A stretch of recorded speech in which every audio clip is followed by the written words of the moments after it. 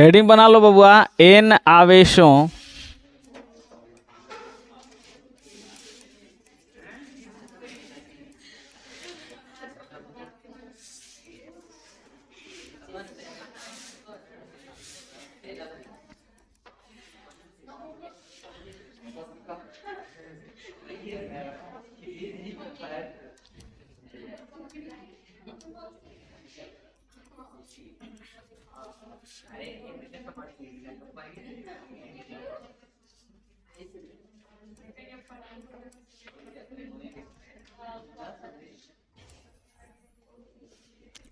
N आवेशों के निकाय की विद्युत स्थितिज ऊर्जा।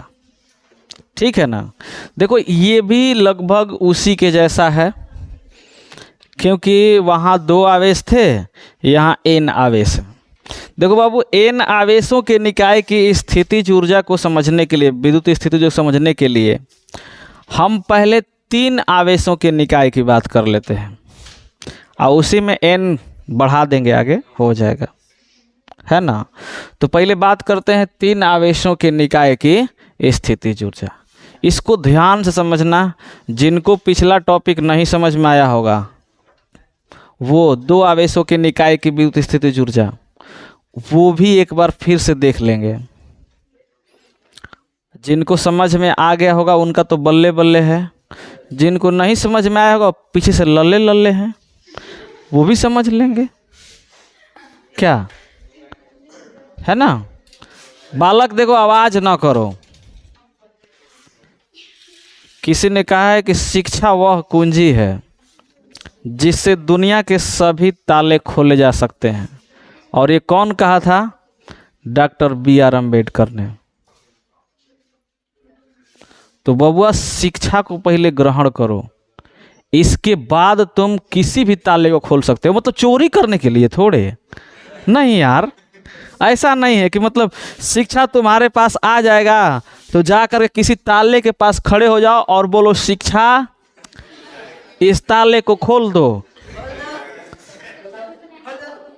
वो नहीं है, ऐसा नहीं है ना। चलो, तो हम बात करते हैं पहले तीन आवेशों के निकाय की स्थिति। ध्यान से देखो, पुनः वही बात कि निकाय में पहले से कोई विद्युत क्षेत्र नहीं है, निकाय में पहले से कोई विद्युत क्षेत्र नहीं है, एकदम खाली खाली है। तो उसमें किसी ए बिंदु पर Q1 आवेश को लाने में कितना कार्य करना पड़ेगा? 0, है ना। इस आवेश को यहाँ लाने में कोई कार्य नहीं करना पड़ा, क्योंकि पहले से कोई विद्युत क्षेत्र नहीं है और ना ही कोई आवेश है ना। अब चलो, तो जैसे ही इस आवेश को ला दिए इस निकाय में, इसके विद्युत क्षेत्र के कारण जब दूसरे आवेश को लेकर के आओगे तो ये बल लगाएगा, अर्थात इसके बल के विरुद्ध हमें क्या करना पड़ेगा? कार्य करना पड़ेगा। तो हम अब Q2 आवेश को लेकर के आ रहे हैं, कहाँ से? तो इसके अनंत बिंदु से, इस आवेश के अनंत बिंदु से Q2 आवेश लेकर के हम आ गए यहाँ पे। ये कौन सा बिंदु है बबुआ? B बिंदु है, B बिंदु है। अच्छा, इसके बीच की दूरी कुछ होगी, जहाँ ला करके तुम रखे हो इसको हम पहले इसे कहते हैं R1, पहले इसे क्या कह देते हैं? R1।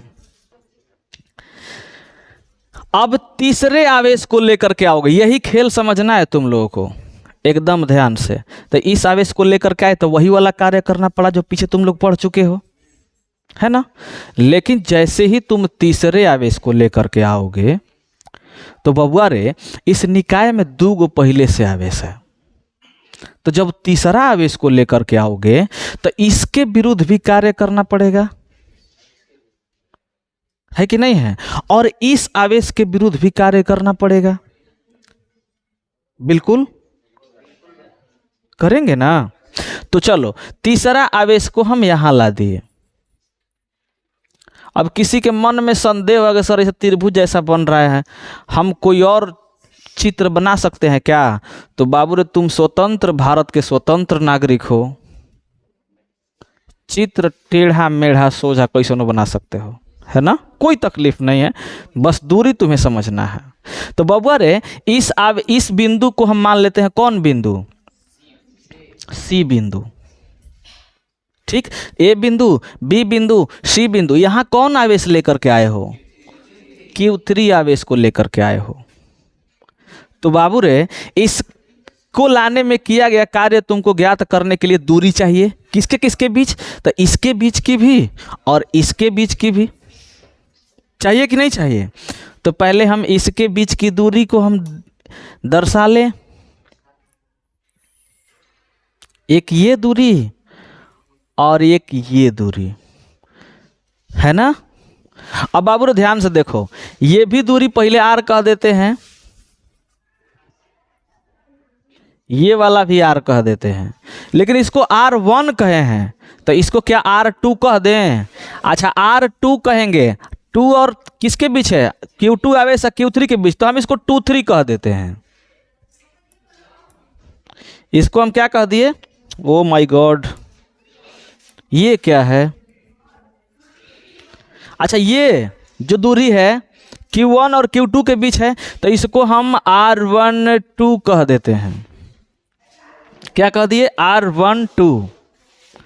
ये दूरी 1 और 3 के बीच है, तो R13, इसको थोड़ा सा अच्छा से लिख दिया जाए यार, R13।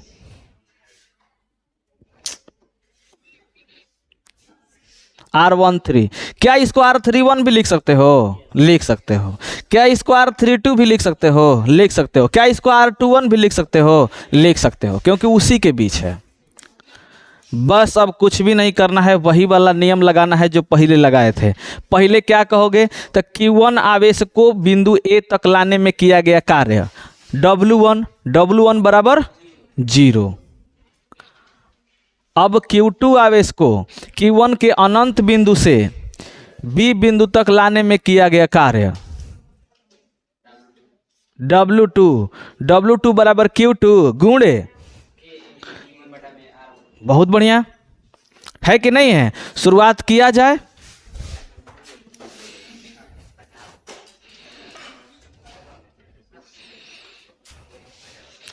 पहला क्या कह दिया जाए, Q1 आवेश को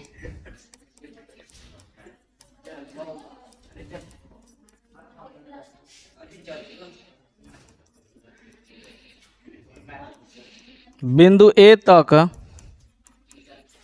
लाने में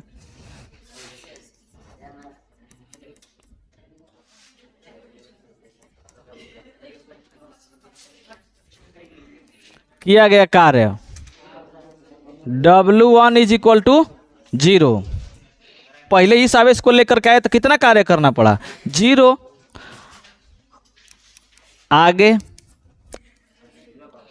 Q2 आवेश को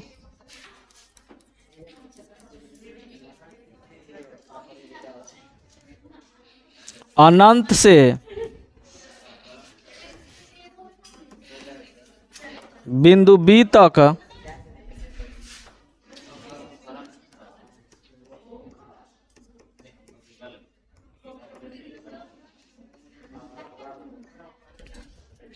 में किया गया कार्य W2 बराबर किस आवेश को लेकर आए हो, Q2 आवेश को, तो Q2 आवेश गुणे विभव किसके कारण, तो Q1 के कारण विभव, तो गुणे Q1 के कारण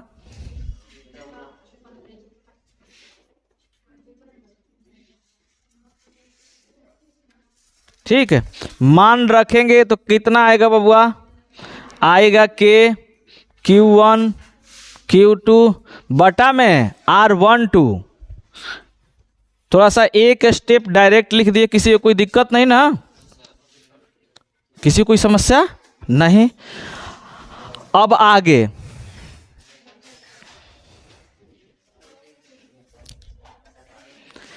Q3 आवेश Q3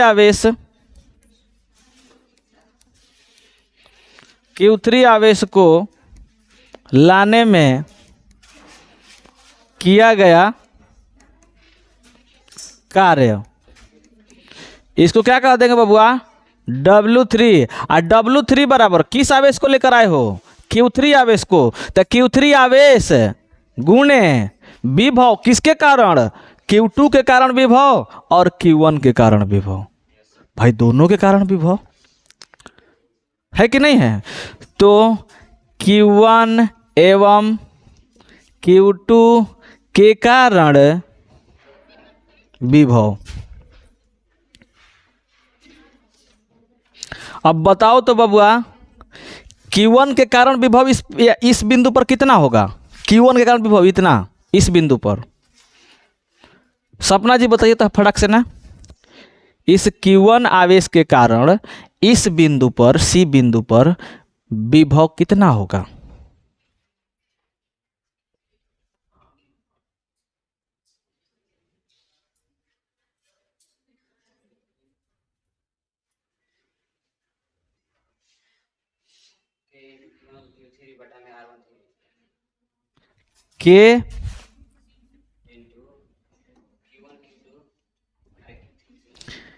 के Q1 बटा में R13, ये 1 के इसके कारण विभव है इस बिंदु पर। बबुआ रे ये आवेश है, इससे इतना दूरी पर विभव, तो दूरी ये वाला, आवेश कौन वाला, ई वाला है ना। तो इस आवेश के कारण इस बिंदु पर KQ बटा में R सिंपल फॉर्मूला होता है, KQ बटा में R। तो K निर्वात के लिए और ये Q1 आवेश इस बिंदु पर विभव तो R13, हम यही तो कह दिए KQ1 बटा में R13 आप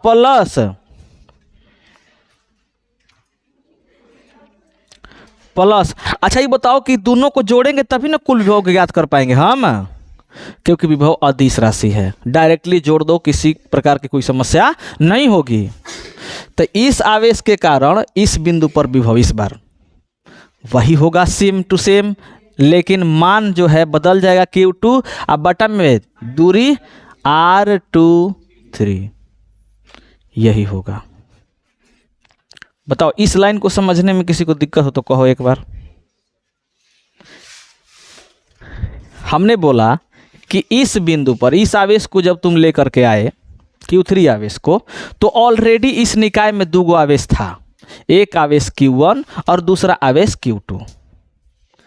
तो इस आवेश को तुम लेकर के आओगे तो ये भी विभव अपना लगाएगा इस पर, और इसका भी विभव उत्पन्न होगा, यहाँ पे होगा। दोनों के बीच की दूरी तुम्हें दिख रही होगी, R13 और R23। यहां आवेश हम लेकर के आए हैं कौन सा, Q3, ठीक है, Q3 आवेश को लेकर आए हैं। तो Q3 आवेश गुणे Q1 एवं Q2 के कारण विभव, Q1 एवं Q2 के कारण विभव, दो आवेश के कारण विभव। अच्छा विभव कैसा राशि है, अदिश राशि है, तो भैया दोनों के कारण जो विभव होगा वो मान बढ़ जाएगा। मित्र एगो बड़हन गिलास में दो छोटहन गिलास के पानी डालेंगे तो बढ़िया जाएगा, है कि नहीं। तो यही कर रहे हैं, तो ये दोनों बढ़ जाएगा, इसका मतलब जोड़ देंगे। तो इसके कारण इस बिंदु पर विभव ज्ञात करने के लिए हम कौन सा फार्मूला यूज करेंगे, KQ बटा में R। तो K कौन सा आवेश, Q1 के कारण, किस पर, इस पर, मतलब ये दूरी बटा में R13, एज इट इज ये भी है ना। अब कुल इस निकाय का कुल कार्य, इस निकाय का कुल कार्य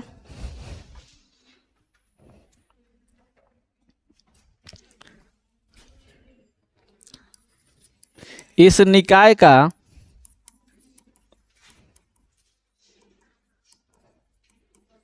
कुल कार्य W is equal to W1 plus W2 plus W3 होगा। यह कोई दिक्कत जी, यह मान रखो। अब यह W1 का मान कितना जी, 0 प्लस W2 का मान ये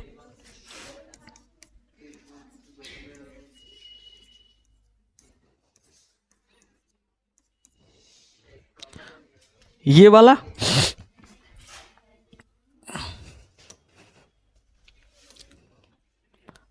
प्लस, देखो इसको मल्टीप्लाई करा देंगे इसका इसमें, तो बाबू अरे क्या होगा, के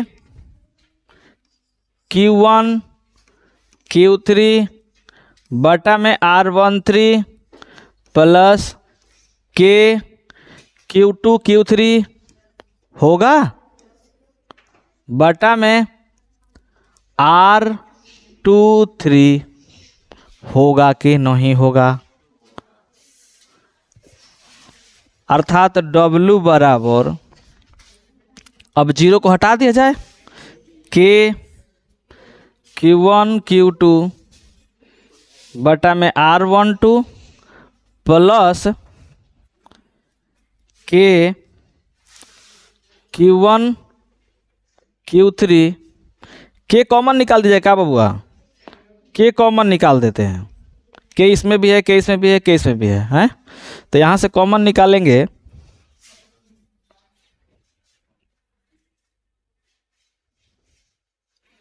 बटा में देखो यहाँ से कॉमन निकाल दिए के, तो क्या बचा R13 प्लस यहाँ से के निकल गया, क्या बचा Q2 Q3 बटा में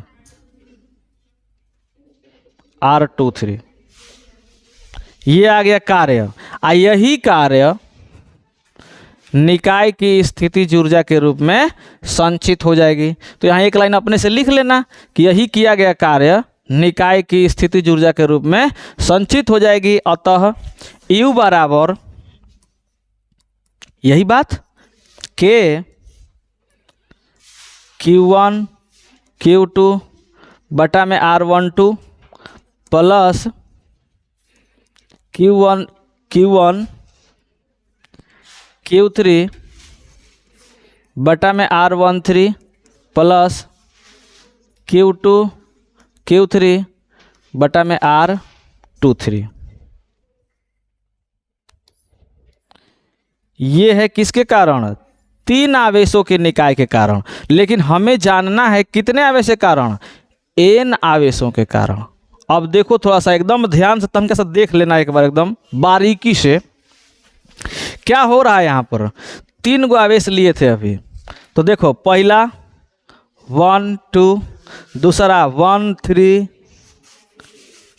अगर चौथा आवेश रहेगा तो Q1 4 सीरियल चलेगा, Q1 Q2 Q1 Q3 Q1 Q4 Q1 Q5 Q1 Q6। अच्छा, बटा में R12 R23 R13 R14 R15 R16 R1N होगा कि नहीं होगा। कितने लोग इस बात को समझ पा रहे हैं, इस सीरीज को समझने का प्रयास करो एक बार फिर से। आओ देखो, अभी तीन आवेश है, अगर n 4 आवेश 5 आवेश 6 आवेश n आवेश हो तो क्या होगा। तो देखो के यहाँ क्या लिखा हुआ है 1 2, नीचे भी 1 2, यहाँ 1 3 1 3 2 3 2 3 है ना। लेकिन जब 4 गो रहे तो क्या होगा, इसमें से पहले एक गो जुड़ेगा, 1 3 के बाद 1 4 आएगा, 4 गो रहे तो 1 3 के बाद क्या आएगा 1 4, अब बटा में R14 होगा। अच्छा, प्लस देखो अब एक वो काम खत्म हो गया, अब दूसरा का चल रहा है, Q2 Q3 बटा में R23, अब प्लस जब 4 गो रहे तो Q2 Q4, अब बटा में R24 प्लस Q3 Q4, अब बटा में Q3 R34, जब 4 गो रहे तब। ये का ऐसे इधर देखोगे तब ना जी, इधर समझने का, ज़्यादा दिमाग नहीं चलाने का। इस सीरियल वाइज को देखो जी, 1 मिनट, इसको मैं आगे करके लिखता हूं। देखो 4 के लिए लिखता हूं, ये 3 आवेश के लिए है। चलो मैं 5 आवेश के लिए लिखता हूं, ध्यान रखो, Q1 Q2, Q3, Q4, Q5, इतना निकाय में आवेश है। आज दूरी तुम समझ ही रहे हो, 1 2 जैसे बताए थे, ठीक। तो U बराबर क्या लिखेंगे इसे, U बराबर लिखेंगे K तो कांस्टेंट मान है, इसको तो तुम लिखना ही लिखना, ठीक है। अच्छा ये 3 के लिए है तो इतना तो लिख दोगे। तो देखो पहले शुरू करना एकदम, Q1 Q2 बटा में R12 प्लस, अभी 1 को ही उठाना, Q1, 2 का काम खत्म, 3 बटा में R13, 2 और 3 खत्म। फिर इसके बाद चौथा Q1 Q4 बटा में R14, 5 गो आवेश है, इनका काम खत्म, Q1 Q5 बटा में R15, अब 1 का काम खत्म। अब एक बार 2 को उठाएंगे, सीरीज चलाएंगे, पहले 2 को उठाएंगे, तो 2 को उठाओ, तब बबुआ देखो 2 को उठाए हैं यहाँ से, तो 2 के बाद 3 आया है, 2 के बाद 1 नहीं आएगा, ध्यान रखना, क्योंकि 1 2 आ गया है, बैक नहीं जाना है, हमेशा आगे जाना है। तो पहले करेंगे तो 2, तो Q2 Q3 बटा में R23, 3 का काम खत्म। अगला कौन सा आएगा, 4 आएगा। क्या लिखेंगे बबुआ, Q2 Q4 आ बटा में R24, 3 और 4 का काम खत्म, 5 बचा, प्लस Q2 Q5 बटा में R25, 2 का काम खत्म। वैसे ही 3 को भी लिखोगे, वैसे ही 4 को भी लिखोगे, अब ऐसा ही जितना रहे उतना लिख दो n, लेकिन इसको हम समेशन के रूप में भी लिख सकते हैं। समेशन का नाम सुने हो का, सुनना चाहिए था यार, हम जानते हैं तुम लोग सुने हो।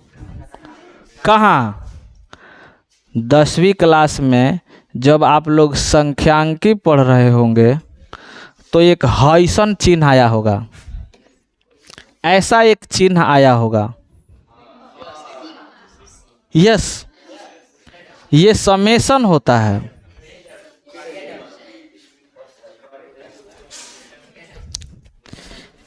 तो क्या इसे हम समेशन के रूप में लिखें, कैसे लिखेंगे, किसको लिखना है, यू को लिखना है, किसको लिखना है रे बबुआ, यू को लिखना है। ध्यान दो कैसे लिखेंगे इसे। तो पहले देखो क्या बाहर क्या है, के, ओ माय गॉड, के कांस्टेंट है तो के को बाहर कर दो, फिर इसके बाद चालू करो समेशन, ठीक है।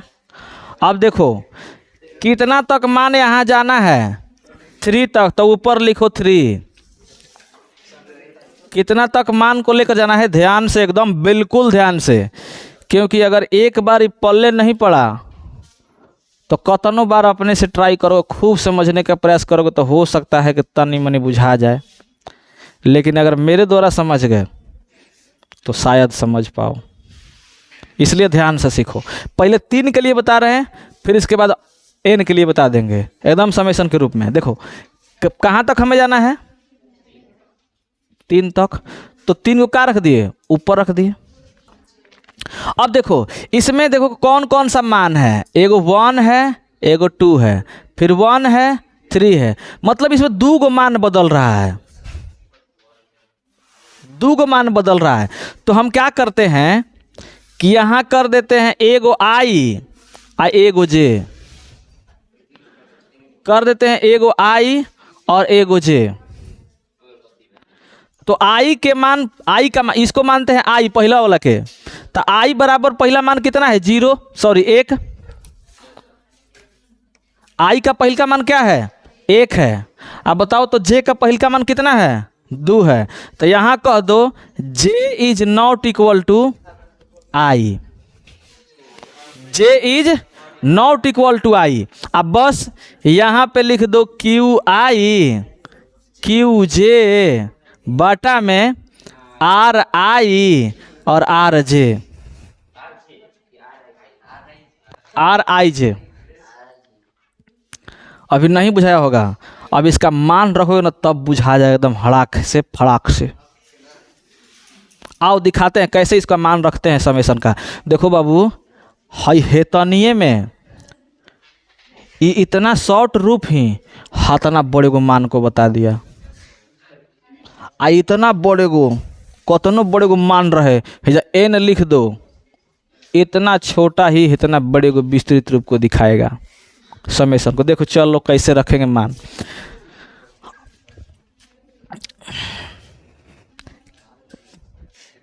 के को तुम लोग रख लोगे, के तो भैया बाहर है, के पे कोई फर्क नहीं पड़ेगा।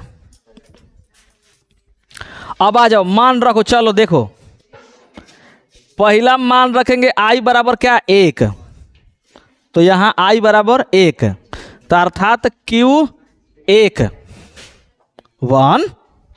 अच्छा, एक बाद है Q J, तो यहाँ पहले ही कहा है J is not equal to i. इसका मतलब कि 1 के बराबर इसे नहीं रखना है। तो कहाँ तक रखना है, 3 तक रखना है। इसका मतलब इसके ऊपर बढ़ो, तो 1 के बाद क्या आता है 2, तो 2 रख दो यार, Q2। अच्छा, वही नीचे भी होगा, 1 मान रखे। इसका मतलब ये हुआ, देखो इसका मान जब हम 1 रखेंगे, जब आई का मान 1 रखेंगे तो जे कह रहा है कि जे is not equal to i. इसका मतलब जे का मान 2 होगा और जे का मान 3 होगा। कब, जब आई 1 रखेंगे तब, जब आई 1 रखेंगे तब, ठीक है। और जब आई के मान को 2 रखेंगे तब क्या होगा रे भाई, जब आई के मान को 2 रखेंगे तो देखो आई बराबर क्या आएगा 1, सॉरी जे बराबर, जब आई के मान को 2 रखेंगे तो जे का मान कितना आएगा 1, और जे का दूसरा मान 3। अब कहोगे सर 2 का ही नहीं रखे, तो यहाँ जे पहले ही कहा है कि जे इज नॉट इक्वल टू आई। बात को समझ पा रहे हो, समझने का प्रयास करो। तनका नया चीज है ये, इसलिए हजम थोड़ा सा धीरे धीरे होगा।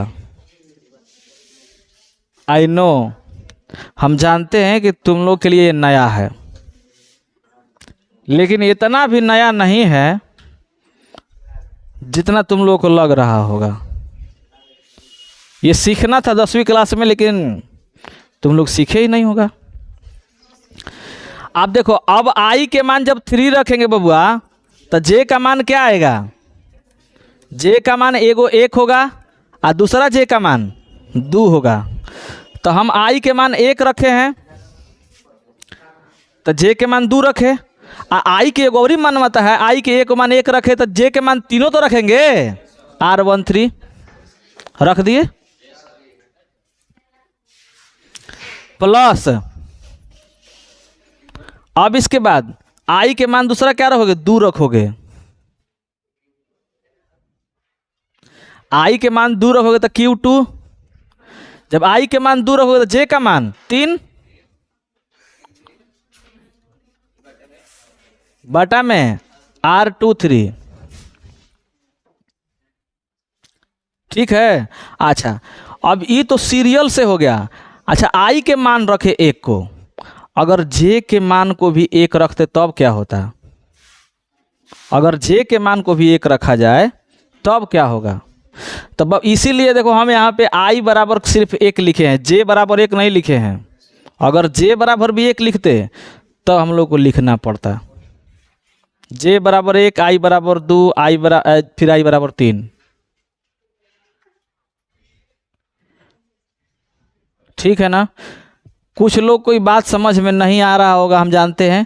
तो भैया जिनको नहीं समझ में आ रहा है वो लोग इस बात को समझने का ज़्यादा प्रयास न करें, इससे भी काम चल जाने वाला है,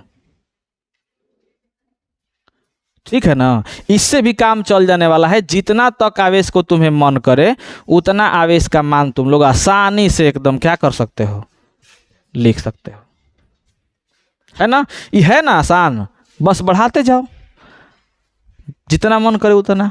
हाँ, इसमें अगर n तक जाना होगा तो यहाँ 3 की जगह पे क्या रखना होगा, n रखना होगा बस। किसी को कोई दिक्कत? आज कहाँ तक, यहीं तक उतार डालो।